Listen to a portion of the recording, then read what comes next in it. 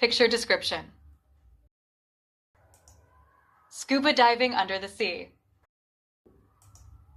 In this picture, we can see a beautiful underwater scene. A young scuba diver is swimming under the sea with proper diving equipment. The diver is wearing a diving mask, an oxygen tank, red shorts, and blue swimming fins. Air bubbles are coming out as the scuba diver swims forward with both hands stretched out. On the right side, there is a wrecked wooden ship lying at the bottom of the sea. The ship looks very old and broken. Its wooden poles are damaged and chains are hanging loosely.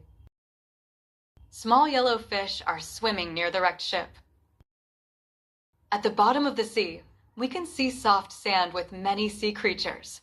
There is a green octopus with long tentacles, a small red crab, and an open seashell. Nearby, there is an open treasure box filled with shiny gold coins and colorful jewels.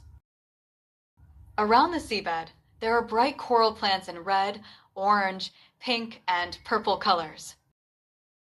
Sea plants are growing all around, making the underwater scene look lively and colorful.